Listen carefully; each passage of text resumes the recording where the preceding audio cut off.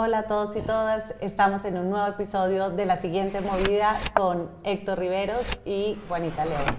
Espero que esta semana, Héctor, que estuvo más calmada, pero viene una semana muy complicada con el fallo de Álvaro Uribe. Y comienza temprano, lunes a las 8:30. Lunes a las 8:30. Yo creo que podemos arrancar con este video en el que la juez anuncia que va a dar el fallo. Voy a tomarme unos días para emitir el sentido del fallo y en consecuencia para tal fin se fija el 28 de julio a partir de las 8:30 de la mañana. Arrancamos el lunes con un fallo que llevamos esperando años en todo el país y que se va a dar el lunes y que curiosamente, a pesar de esperarlo tanto, no va a cambiar mucho las percepciones que tienen tanto los que odian a Álvaro Uribe como los que quieren a Álvaro Uribe. De acuerdo, los que creen que Álvaro Uribe es un criminal van a seguir creyendo eso, así la juez lo absuelva, y los que creen que pues, es el gran colombiano van a seguir pensando exactamente lo mismo. Es de verdad dramático, pero sin embargo es una cosa interesante porque a mí me parece que este no es un juicio ni siquiera sobre esos hechos, que además son unos hechos confusos, difíciles de seguir porque hay unos testigos que es difícil y el miércoles a las 4 hablaron y le entró y el teléfono y no sé qué, unos detalles que la gente no tiene cómo seguir, pero en realidad todos creen que lo que hay es un juicio sobre Uribe, sobre la vida de Uribe, digámoslo así, claro. y bueno, por eso hay tanta expectativa y seguramente van a producirse consecuencias políticas importantes. Claro, hablemos unos minuticos de las consecuencias políticas de un fallo adverso o condenatorio y después entramos a la verdadera pregunta de este programa, Héctor, que es ¿cuál va a ser el fallo de la historia sobre Álvaro Uribe, que no es este fallo del lunes? Son las 2 páginas de un libro de historia que va a leer un joven de 12 años en el año 2070. ¿Qué es lo que va a leer de lo que pasó en este periodo? Así como nosotros leemos cómo fue López Pumarejo, alguna cosa así, cómo van a leer a Álvaro Uribe, y eso pues es un poco distinto a lo que va a decir la juez. Claro, sobre todo porque este fallo va a ser un capítulo más del tema jurídico, porque obviamente condenen o absuelvan a Álvaro Uribe, la otra parte va a apelar, claro. Y eso se va a un recurso de apelación que tendría que fallarse antes de octubre, del 15 de octubre creo, para que no prescriba el caso, y después iría a casación, que eso sí duraría 5 años, y vuelve a correr un nuevo término, o sea que la saga jurídica no termina este lunes. Pero lo van a utilizar ambos lados, ¿no? Yo hablé con Iván Cepeda, que es el denunciante principal de Uribe, y él me decía como que si condenan a Uribe, él lo que pediría es, propondría que todo el país se sincerara, que los actores políticos sinceraran su participación en los delitos en la historia y que esto diera pie como para un acuerdo nacional. Sí, esa es una postura que han tenido varios desde hace rato, que es la guerrilla, por ejemplo, ha reconocido sus crímenes y por eso le han dado unos beneficios jurídicos, los paramilitares incluso también, pues faltan como los políticos y realmente el político que falta es Uribe. Entonces algunos dicen, bueno, entonces que él reconozca que cometió unos delitos y que no lo metan a la cárcel y pues que le demos un tratamiento, pero claro. Eso ahora, es una condena. No es el único político que faltaría, porque claro, pues faltan también muchos, pero esa sería una condena para Uribe mucho más grande que varios años de cárcel, o sea, que a él le den el mismo tratamiento que a Timochenko o que a Mancuso, pues obviamente es una cosa que para Uribe y sus seguidores es impensable. O sea, eso no va a pasar, pero ellos lo van a utilizar para eso. Seguramente Iván Cepeda se lanzará su candidatura a la presidencia si es condenado. Y si es absuelto, ¿qué pasará? O sea, si es absuelto, la izquierda, ¿cómo crees que reaccione frente a una absolución? Yo creo que es curioso esto porque la condena y la absolución va a producir más o menos las mismas reacciones en ambos lados. Es decir, si Uribe es condenado, pues obviamente va a tratar de capitalizar el uribismo, eso, generar una solidaridad, decir que es una venganza política, etcétera, etcétera, y seguramente va a generar solidaridad, porque yo sí creo que la mayoría de los colombianos no quieren que Álvaro Uribe sea condenado. digamos, sobre todo la gente que no es tan fanática y tan metida en la política, no le parece tan obvio que a Uribe pues lo condenen. Entonces va a ser favorable para Uribe, para el uribismo, la condena. La absolución, pues ni qué decir, porque es, mire, lo perseguían y la justicia pues lo exoneró. Entonces también les es positivo. Y a los que están tratando de condenarlo, pues si lo condenan, obviamente es un triunfo, es, mire, lo condenaron, pues lo condenaron, lo que dijimos siempre era cierto y tal. Y si lo absuelven, pues se mantiene, digamos, su lucha contra la impunidad, que es, no, es que pues aquí esto es muy difícil, vencer estos poderes tan acentrados y tal. Es difícil. Esa parte es más difícil, pero también la van a usar. Digamos que es más difícil porque es la justicia, porque pasó por un juez. Claro, pero faltan, la fiscalía está en manos fallos de alguien nominado por Petro. O sea, pero faltan los siguientes fallos, como estamos diciendo. Mira que Uribe, hoy, que es viernes, en la mañana, dijo que, entre otras cosas, sacó como un chat o algo así, en el que decía alguien del petrismo que lo que querían era la absolución de Uribe porque eso le servía a Iván Cepeda para lanzar su candidatura. Lo escribió Uribe en un trino, claro, lo cual es raro. Sí, no entiendo la verdad la absolución cómo le sirve a Iván Cepeda, pues si algo le serviría sería la... Pero de alguna manera ambos los van a tratar de usar. Cualquiera de los escenarios lo van a tratar de usar en términos positivos, lo cual demuestra lo que tú decías al comienzo, que es, esto no es el juicio definitivo ni mucho menos. Claro, este no es el juicio definitivo y creo que una pregunta más interesante es ¿cuál es el fallo de la historia sobre Uribe? Claro. ¿Cómo va a pasar Uribe a la historia? Entonces yo creo que, Héctor, hablemos hagamos el juicio de la historia.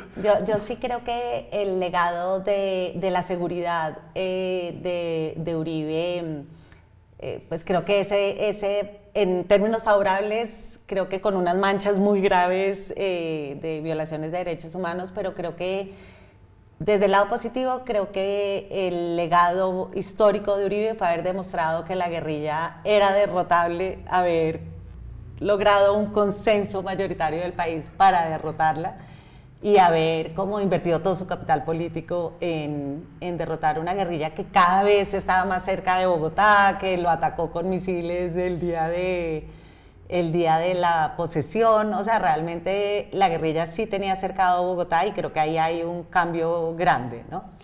No, sin duda. El legado de Uribe es la derrota de la guerrilla, digamos. Más allá que la seguridad, pues porque a la gente la siguen extorsionando y a otros siguen secuestrando y sigue habiendo una tasa de homicidios muy alta y etcétera, etcétera. Pero la derrota de la guerrilla, yo incluso diría que más que en términos militares, que también en términos políticos. Realmente la guerrilla con su discurso político y su reivindicación y tal, yo creo que pasó a la historia con Uribe. Entre otras cosas, pues bueno, muchos le ayudamos, porque yo por lo menos participé en esa marcha, yo no sé si tú también, esa famosísima marcha contra las FARC. Contra las FARC, creo que fue en febrero del 2004, si no recuerdo mal, y pues bueno, ahí salimos decenas de miles de personas, y yo creo que ahí como que se cerró el mito ese político de la guerrilla.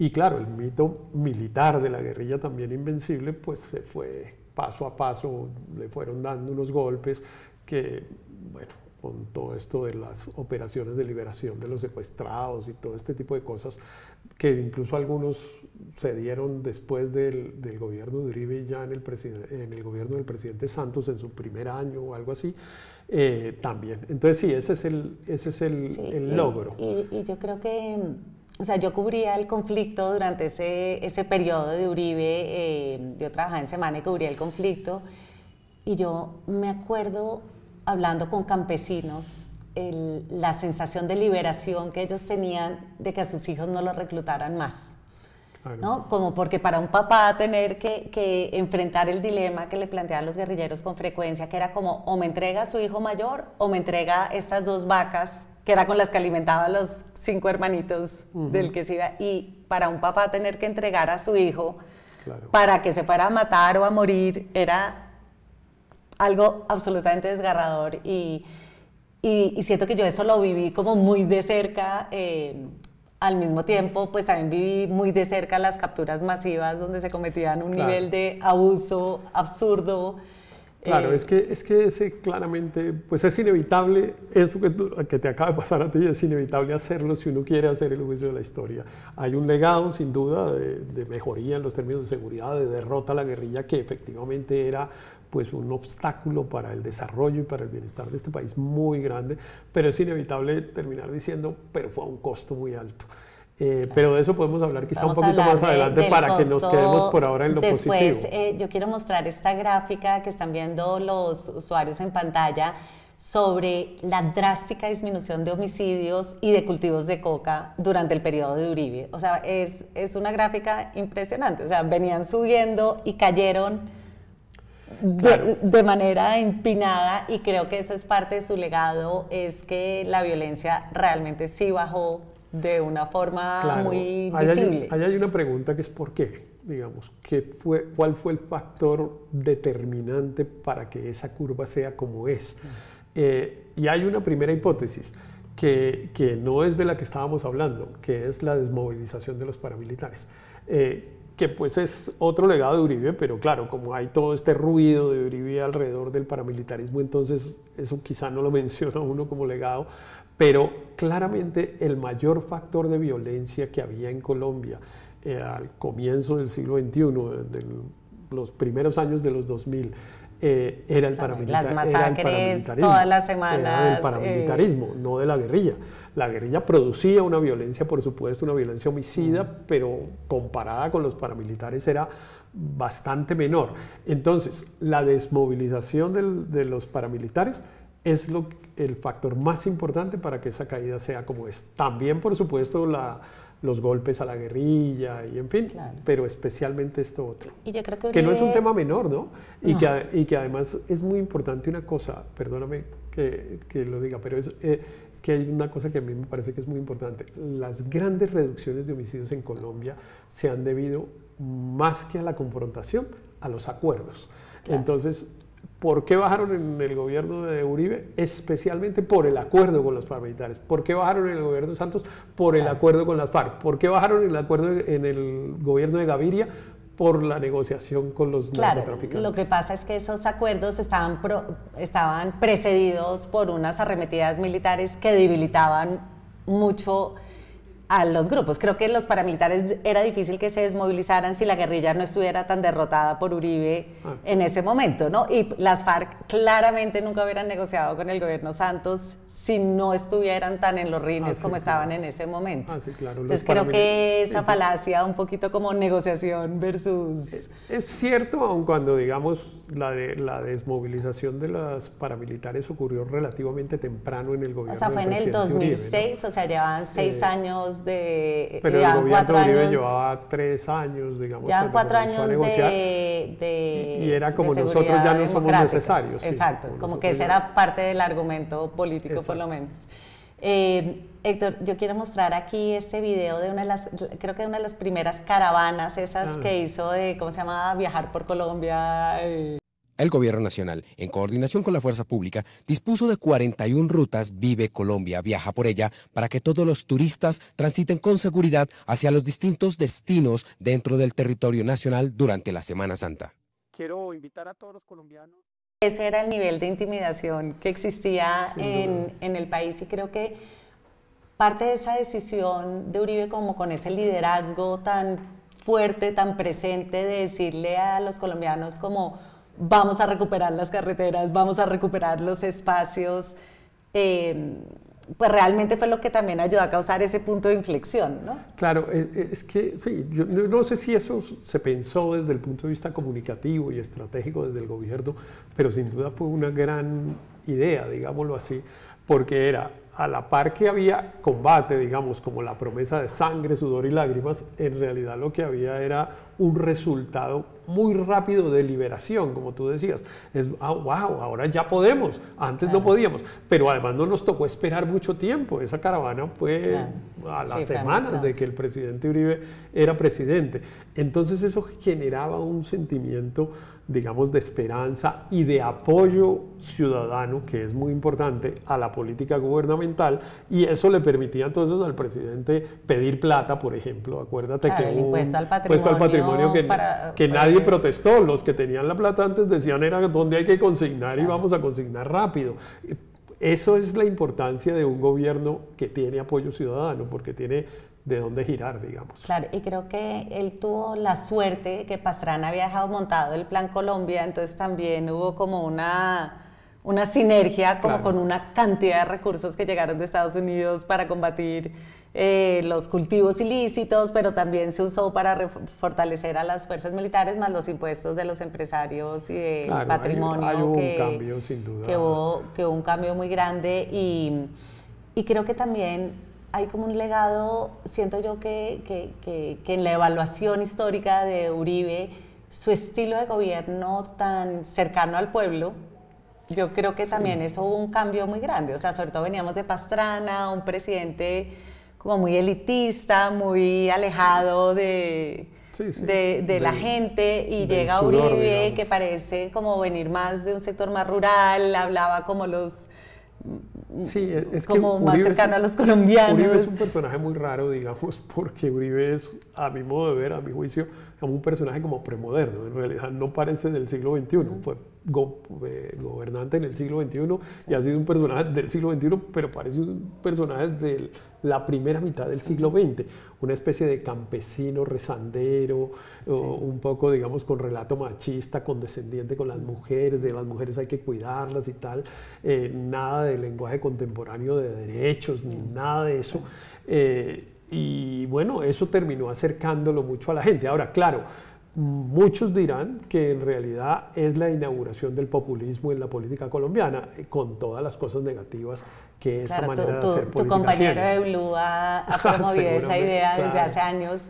Y tiene algo de razón. Yo creo que Álvaro tiene mucha razón en el sentido de que, claro, que la política de Uribe es una política de populismo de derecha que pues prácticamente introdujo esa metodología en la política colombiana. Y estos consejos comunitarios, quiero pasar un videito para los que no se acuerdan cómo eran los consejos comunitarios, para que los comentemos, Héctor. Guzmán. Presidente, es con relación al Almagrario. Para que Almagrario, porque estos maíces están saliendo por 30 y 30. General Alberto Luis García, comandante de la Fuerza Santanderiana, amigos de los medios. Y él quedó comprometido con Henry, que el lunes a las 8:30 Valencia, porque debido a la ley 100 se convirtieron en... ¿Quién montaría la planta? La empresa privada, que en este momento están... ¿Qué necesita la empresa privada para montarla? Su apoyo, señor presidente. ¿Qué apoyo?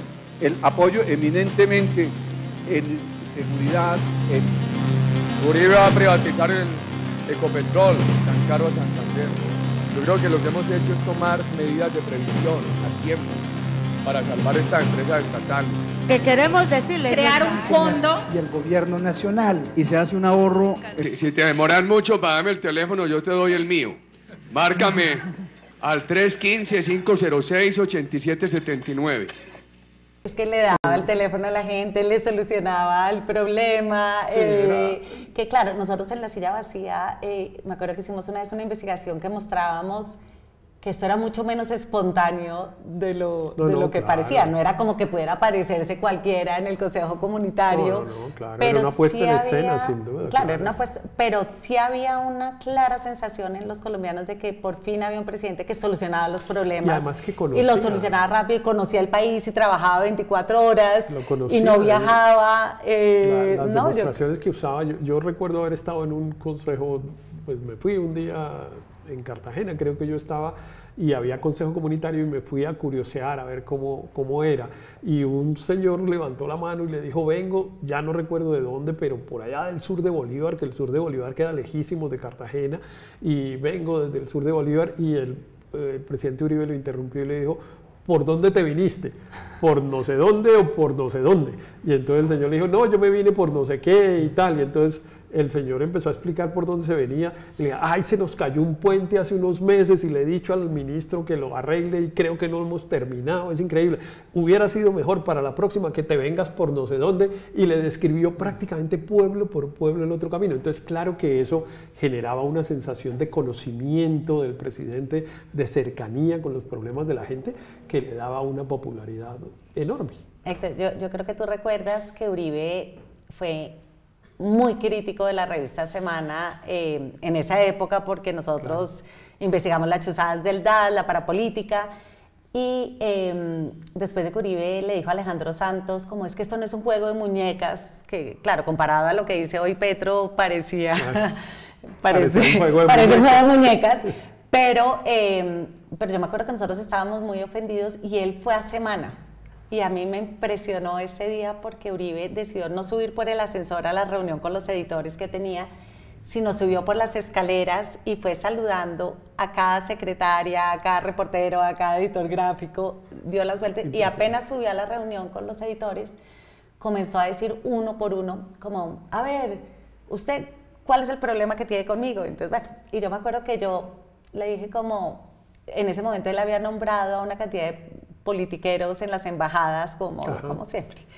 Entonces yo le dije, no, pues a mí me parece que esto ha sido una desilusión tanto que mi papá, que es ecuatoriano, se volvió colombiano por usted, pero ya está súper defraudado con eso. Yo de zapa.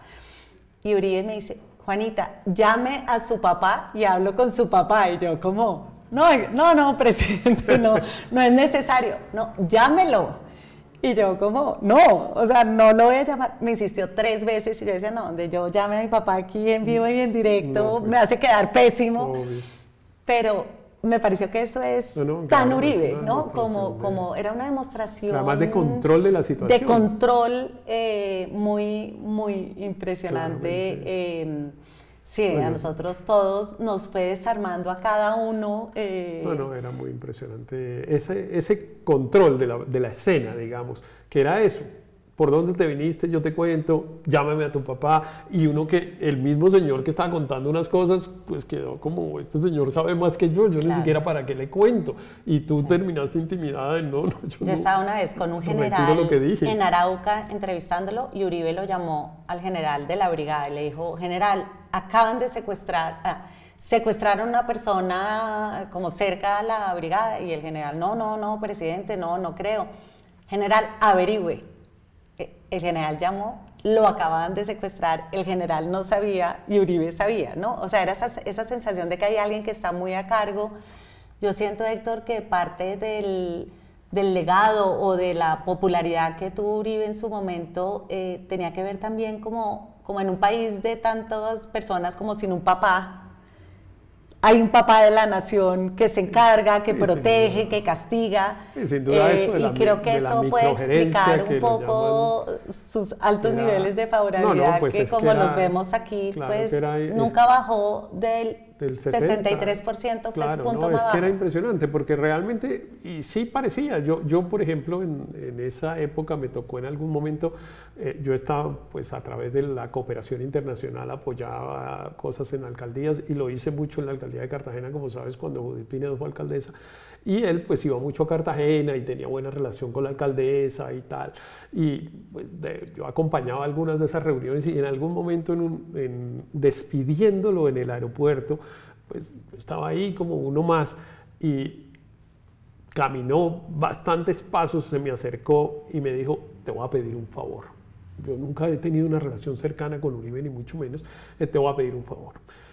Como sé que estás ayudando aquí a la doctora Judith, cuando creas que necesitas algo, que necesitan algo del gobierno y que no esté funcionando, me llamas. Aquí está mi teléfono. Y yo, bueno, gracias, presidente, y tal. Obviamente nunca usé ese recurso, ni mucho menos, pero por supuesto que una persona que es abordada de esa manera y que recibe esa expresión, pues obviamente queda con un sentimiento de gratitud, digamos, que es inevitable. Entonces, Uribe sí compartía, digamos, pues, bueno, unas cosas que seguramente son de las que vamos a hablar inmediatamente después, pero tenía unas cosas que hacía que era imbatible en la política, imbatible. Después, pues ha ido, yo creo que perdiendo un poco todo eso de lo que estamos hablando lo ha ido perdiendo en el juicio en la historia, porque si este juicio lo estuviéramos haciendo en el año 2010, fue que terminó su gobierno, ¿no? El 7 de agosto del 2010, pues, o sea, no se podría hablar en contra de Uribe, pero estamos 15 años después y me parece que un poco todo lo que ha pasado después, y incluso algunas de sus actitudes como ya expresidente, pues han ido generando que el juicio en cambio hoy esté dividido. Aunque es curioso, porque yo siento que Uribe, digamos, cuando fue elegido Petro, estaba como en su nivel más bajo de apoyo y de interpretación de su legado, pero me parece que estos 3 años del gobierno de Petro han hecho que algunas de sus ideas, que estaban un poquito como ya descartadas, hayan comenzado otra vez a ser apreciadas, ¿no? Como el tema de la seguridad, el tema de tener un presidente súper 24/7, creo que comienzan a resignificarse. Pero bueno, él terminó su gobierno con un 75% de popularidad. Ahora, pero tuvo unas ventajas, ¿no? Digamos, de contexto, por ejemplo, la economía fue muy bien, claro, especialmente porque los precios de las materias primas en el exterior eran muy altos, el carbón, el petróleo, bueno, todos los minerales que exporta Colombia, pero especialmente petróleo y carbón, eran unos precios gigantes, entonces la economía crecía muy bien. Bueno, no se inventó, pero potenció mucho eso de los subsidios focalizados, y eso significó una reducción de la pobreza. Entonces, bueno, todo eso le sumó, y creo que esto hay que mencionarlo también para que el cuadro nos quede claro, completo. Creo que se generó ahí un círculo virtuoso de hay mayor seguridad, invierten más, hay subsidios focalizados que bajan la pobreza.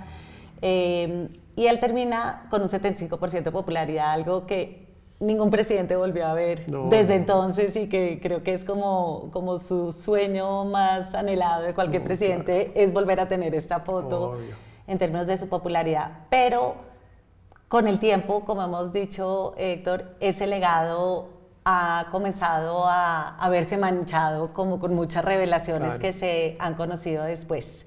Y yo creo que la principal es esta que hizo la JEP de las 6.402 falsos positivos, que es un número que, pues, lejos de ser exacto, de pronto es más o de pronto es menos, pero me parece que eso sí quedó como tallado en el imaginario, claro, colectivo, ese número, 6.402 jóvenes que fueron, dice la JEP, exactamente muertas ilegítimamente para ser presentadas como bajas en combate en todo el territorio nacional entre el 2002 y el 2008. Claro, o sea, el periodo de la seguridad democrática de Uribe. Es que yo sí creo que es inevitable que en los libros de historia, que eso es de lo que estamos tratando de hablar, cómo van a escribir los libros de historia, se diga que hubo un gobierno que tuvo éxitos en seguridad, crecimiento económico y tal, pero que sin duda estuvo manchado por una violación muy grande de derechos humanos, en la que el presidente de la República tiene sin duda una responsabilidad política grande, porque si bien no hay una responsabilidad jurídica ni penal, ni yo pretendo, digamos, que le haya dado la orden de matarlos, le haya dado la orden, pues algunos creerán que sí, otros que no, eso, digamos, no me quiero meter en esa discusión, pero que tuvo la responsabilidad política, eso no hay duda, porque evidentemente, además de que ocurrió bajo su gobierno, él era informado de que algunas cosas de esas estaban ocurriendo y él hacía caso omiso de esas denuncias. Yo creo que esa frase tan demoledora de que no estarían recogiendo, claro, café, pues me parece que de alguna manera sí señalaba como que había por lo menos poco interés de meterse de cabeza a averiguar qué están diciendo estas madres de Soacha. Un grado de justificación de los hechos, que no estarían recogiendo café, o sea, aún si estuvieran, digamos, cometiendo ilícitos, si pertenecieran incluso a la guerrilla, pues a la guerrilla no se le ejecuta extrajudicialmente, eso no vale en un Estado de Derecho. Y él lo justificaba, como justificaba de alguna manera lo de los paramilitares, en el sentido de que qué más hace la gente cuando pues está subyugada por una cosa violenta como la de la guerrilla, en fin. Había un discurso justificativo de la Yo creo que su responsabilidad política también se extiende a esa política de incentivos que hubo en defensa, ¿no? O sea, creo que esa circular que sacó Camilo Ospina, donde premiaba con fines de semana las bajas, pues fue claramente, pues la JEP lo ha dicho varias veces, una política que terminó teniendo este desenlace que seguramente pues era indeseado, pero creo que esto también le pone una mancha como a los mismos resultados, ¿no? Porque es como... O sea, como que estaban inflados los resultados de la forma más cruel, con las personas más vulnerables. No, es un hecho realmente, pues que sin duda va a cargar Uribe en la historia.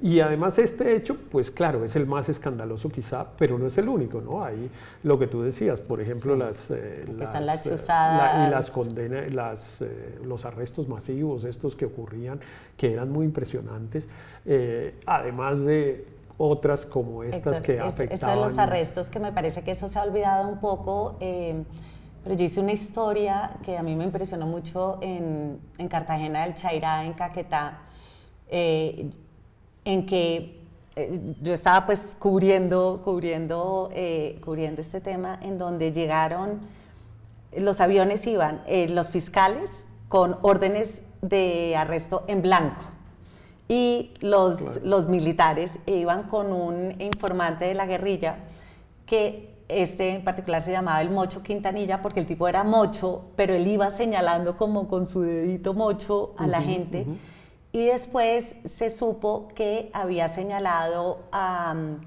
una novia que él tuvo, que lo dejó, había señalado a gente que se había burlado de su mamá, que era prostituta del pueblo. O sea, él utilizó ese operativo para vengarse de una cantidad de gente que duró 6 meses presa. Yo leí por esa cuenta, historia, sí, lo publiqué en mi libro. Sí, por cuenta de estas capturas masivas que pues son, bajo cualquier perspectiva, una grave violación de los derechos humanos. Y como esto había, hubo, no sé, es un 20. buen reflejo de las manchas de la política de seguridad democrática, que son muchas. En realidad uno podría decir que hubo una violación sistemática de los derechos humanos durante ese periodo, y eso pues es una acusación muy grave desde el punto de vista ético, digamos. Y bueno, a mí me parece que al expresidente Uribe le va a tocar cargar con esa responsabilidad política inevitablemente. Y el tema de las chuzadas, ¿no? Que ahí está pues las chuzadas a la Corte Suprema, que está investigando a su primo por paramilitarismo y a varios de los políticos de su coalición, que nunca se ha podido probar que él lo haya ordenado, pero gente que trabajaba con él en esa época decía cosas como que él a veces decía como, ¿cómo puede ser que Piedad Córdoba esté hablando mal de mí en México y yo no me entere? Y estaba ahí la directora del DAS. Obviamente que los presidentes nunca dan las órdenes explícitas, chuse ilegalmente a alguien, pero ese tipo de liderazgo... Es que yo creo que eso que tú estás diciendo nos pasa a otro punto. El primero es el de la violación de derechos humanos. En esto, pues claro que hay una violación de derechos humanos, pero en realidad hay un deterioro de la democracia, porque con estos mecanismos que tú estás relatando, lo que había era persecución a los otros poderes públicos, persecución a la prensa, persecución a la oposición, es decir, lo que había era un debilitamiento de las bases de la democracia, que también es muy grave, ¿no? Y evidentemente también en ese gobierno ocurrió eso también es indiscutible. Bueno, está documentado todo, porque además hay decenas de condenas de funcionarios, de copartidarios del presidente Uribe responsables de eso, responsables de haber chuzado, de haber hecho alianzas con los paramilitares. A mí me parece tan paradójico cuando Petro ataca a los periodistas, porque como que me acuerda de las cosas que Uribe nos decía en esa época a los periodistas, ¿no? O el tratamiento a los opositores, pero esto además fue más allá, porque pues estas chuzadas sí fueron unas operaciones como muy sistemáticas, ¿no? De perseguir a Daniel Coronel, de perseguir a mucha gente que ellos consideraban que eran enemigos. Claro, con una gran diferencia, digamos, siempre la comparación entre Uribe y Petro es inevitable, pero yo creo que hay una gran diferencia, y es que en ese momento la gran mayoría de la población, y digamos eso que llaman los factores de poder, estaban con el gobierno, y les parecía que esas acusaciones o eran falsas o eran injustas y que en todo caso no se debían hacer. Claro, esa defensa como acérrima de la democracia que hemos visto durante este periodo por parte del establecimiento, pues no se sintió en ese periodo no, para nada. De forma tan masiva, porque sí hubo mucha gente en el establecimiento que cuando Uribe trató de reelegirse por segunda vez, alzaron la voz, ¿no? Bueno, y sí, dijeron, claro. bueno, no, esto ya es una violación de la Constitución. Es verdad, claro. Y creo que los medios, también muchos medios se opusieron, o sea, creo que también como esa lectura de que los medios todos fuimos cómplices de esto, yo creo que por lo menos Semana claramente no lo fue, el espectador tampoco. No, claro que no, pero sí había, digamos, una especie de complicidad, digamos, con estas cosas. Pero yo sí creo que hay una paradoja, digamos, y es que pues estas cosas que ocurren en el gobierno del presidente Petro han ayudado a fortalecer todo ese sistema de controles, que eso lo hemos hablado en otras oportunidades.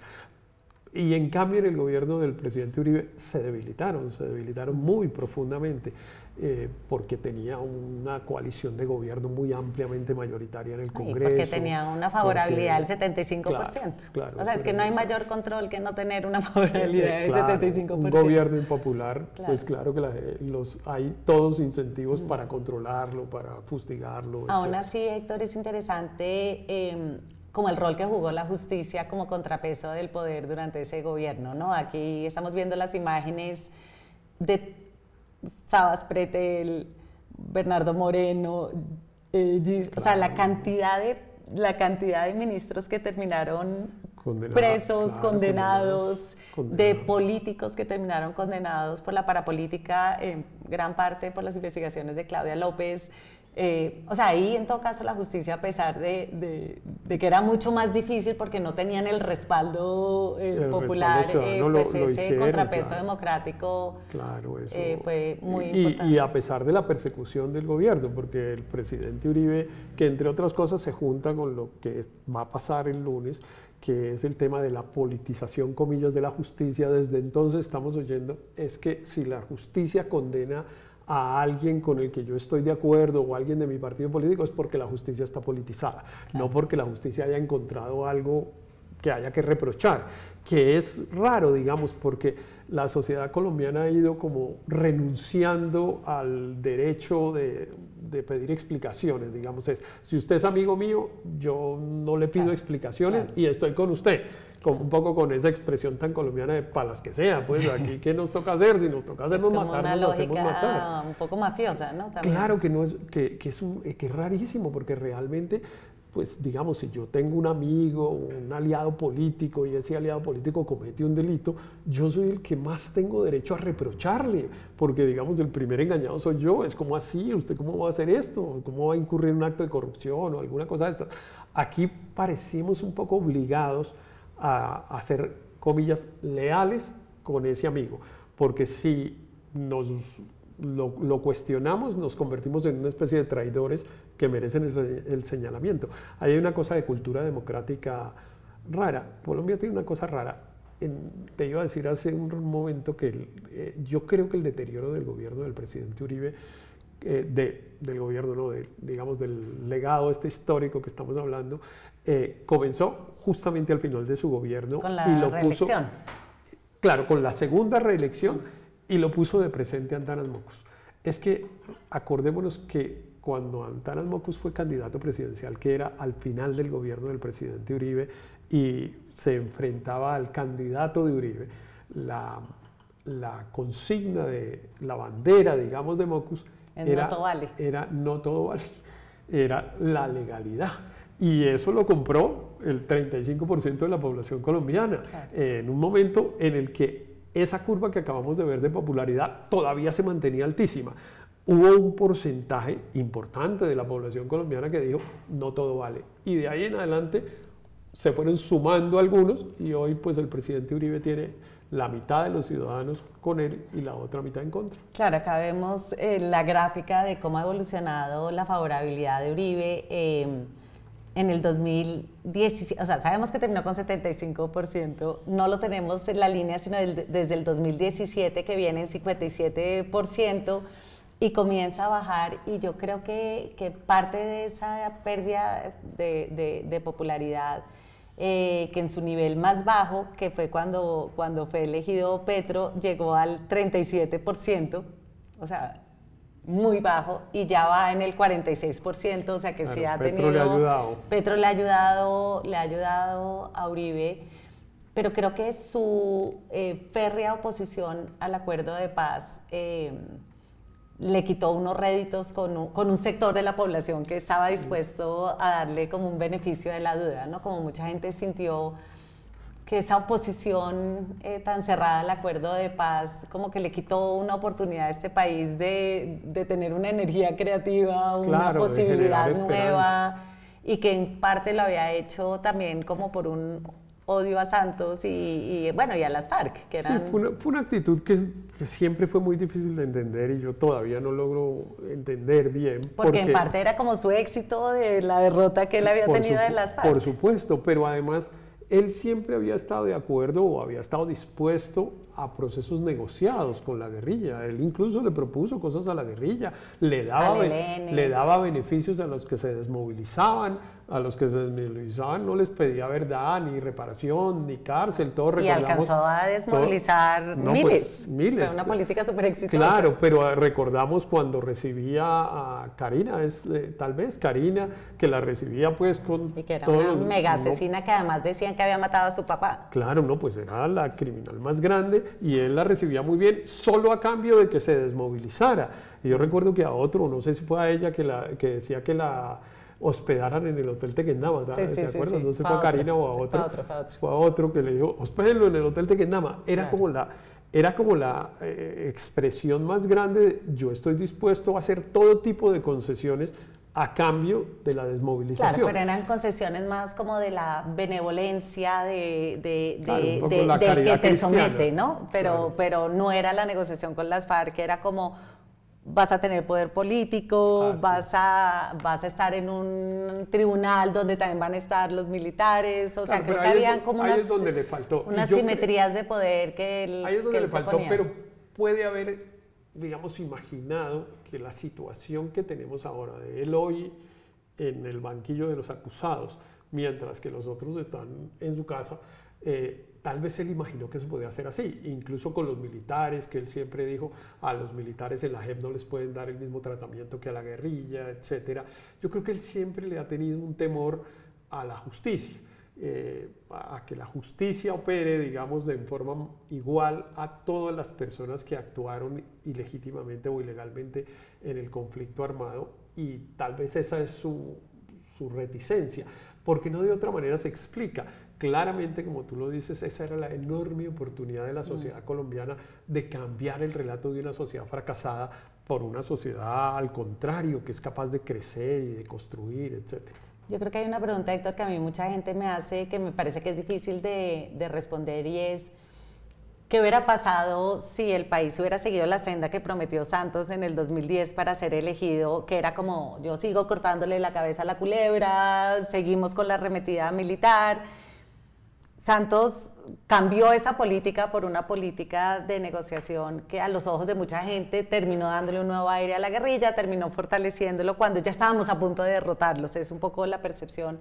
La sensación que yo tengo es que después de lo de los falsos positivos, era un poquito claro que las fuerzas militares habían llegado ya, o sea, que esas fuerzas militares que podían hacer los falsos positivos no eran capaces de terminar de derrotar a la guerrilla. Pero yo no sé si tu percepción es la misma, porque yo sí creo que esa pregunta, como responda uno a esa pregunta, uno entendería entonces que Uribe se haya sentido como tan traicionado de que no hubiera seguido esa senda, sino que lo hubiera devuelto, y que estemos en este momento con otra vez una violencia exacerbada. Sí, ahí siempre hay un criterio subjetivo, digamos, muy de opiniones. Yo particularmente creo que eso se había agotado, digamos, la política de seguridad democrática y de confrontación había producido un resultado muy grande y positivo en el conflicto armado, pero que no daba más, entre otras cosas porque la propia actuación de la guerrilla hacía, eso pasa siempre en las guerras incluso, pues que a partir de un momento como que la cosa se estanca y no vuelve a pasar nada, como sigue una rutina ahí de violencia que no va produciendo resultados hasta que al final es como, mire, aquí está el último, así no terminan las guerras. Y entonces yo creo que ese era verdaderamente el momento. A mí me parece que el presidente Santos calculó bien, pero tal vez calculó mal la reacción del presidente Uribe, o le faltó trabajarla más. Yo siempre he cuestionado, aunque desde las personas que trabajaron en ese gobierno siempre hicimos todos los esfuerzos para vincular a Uribe, me parecía que todos los esfuerzos era hasta alcanzarlo, y no lo lograron porque siempre quedó un sentimiento de que se hizo un acuerdo contra la voluntad de la gente. Bueno, le preguntaron en un plebiscito y ganó el no, eso no es poca cosa. Claro. Héctor, hablemos un poquito de qué va a pasar, porque siento que eso que dicen que la historia la escriben los vencedores, pues es, con el triunfo de Petro, pues Uribe dejó de ser vencedor, pues ganó como su archirrival ideológico, pero en las próximas elecciones el péndulo puede devolverse si llega a ganar el Centro Democrático o la derecha en las próximas elecciones. ¿Crees que esta lectura de la historia va a cambiar? ¿O que esto que tú y yo estamos hablando, como este es el fallo de la historia, ya está cristalizado y eso no va a cambiar? Porque es que lo curioso de Uribe es que él sigue, o sea, él no ha dejado de trabajar un solo día. No, o sea, es impresionante. No, pues no. Santos se fue, Duque está pues de baterista y Uribe sigue todos los días pues, pensando para bien o para mal, pero en el país, trabajando. Va por la mañana a la audiencia del juicio y por la tarde está por allá en una plaza de mercado hablando con la gente. Es una cosa muy incansable. ¿Crees que esto cambie con los años dependiendo de quién gane las próximas gobiernos? No, yo tengo la impresión que el juicio de la historia está cerrado para el presidente Uribe, que es este que estamos haciendo nosotros, tratando de ser objetivos. Obviamente no somos, porque cada uno tiene sus percepciones y en fin, pero que tiene unos hechos positivos que no son menores. Para Colombia derrotar políticamente a la guerrilla es un hecho muy grande y muy importante, pero también esa mancha en términos de derechos humanos y de deterioro de la democracia es una cosa inevitable. Yo no creo que se vaya a cambiar, así como no se va a cambiar con la decisión de pasado mañana. Va a seguir igual porque ya cada cual tomó su propia decisión, digamos. Salvo que ahí sí, en términos de abogados, aparecieran pruebas nuevas. Y pues ya está muy lejos para que aparezcan unas pruebas nuevas. Sí, yo creo que las han buscado todas y con la exoneración, sobre todo de Santiago Uribe, de los 12 apóstoles, me parece que ese camino, que era un camino pues que trataron de buscar mucho, pues no pareciera avanzar más, por lo menos por el lado de la justicia. Yo creo, Héctor, yo estoy de acuerdo con lo que tú dices de que los que estamos vivos ya tenemos como un balance. Me parece que las nuevas generaciones, ese balance sí va a poder cambiar de pronto con el tiempo, dependiendo de quienes vayan a estar en el poder escribiendo la historia en unos años. Puede ser, a las nuevas no vivas, porque los vivos, digamos, los que tienen 20 años ya No, eso ya lo tienen, pero los que tienen 10, los que no han nacido, va a ser interesante cómo Uribe quedará registrado en la historia. Pero con los vivos hay una cosa que yo creo que pasa, que es un poco lo mismo que pasa con Petro. Y es que extrañamente ese personaje político tan importante es un peso. O sea, ese tema de a quién apoya a Uribe, que claro que eso le ayuda un poco, claramente también es un peso enorme. Yo creo que Uribe le ha hecho perder las elecciones a muchas personas por la percepción de que él pueda estarlos apoyando, de que él pueda, claro, también se la hizo ganar a Duque, digamos, pero también a Santos, porque Santos no tenía un voto propio. Y a Santos, pero también se le ha hecho perder a algunos. Y yo percibo que en el 2026 él y Petro van a ser más una carga que un beneficio. Bueno, ya veremos en nuestras siguientes movidas, pero por ahora, Héctor, pues vamos a estar muy pendientes en la silla vacía del fallo y de los efectos políticos que pueda tener ese fallo, pues políticamente importante que tendrá Sí. alguna incidencia en las elecciones del 2026. De pronto nos va a tocar volver a hablar de esto en la siguiente movida, porque puede ser que el revuelo sea tan grande que amerite que le dediquemos otra conversada ya con el fallo de la juez. Bueno, pues ya veremos, pero por lo pronto, por favor, suscríbanse a nuestro canal, marquen la campanita y no se pierdan la siguiente movida. Muchas gracias, Héctor. No, gracias a ti.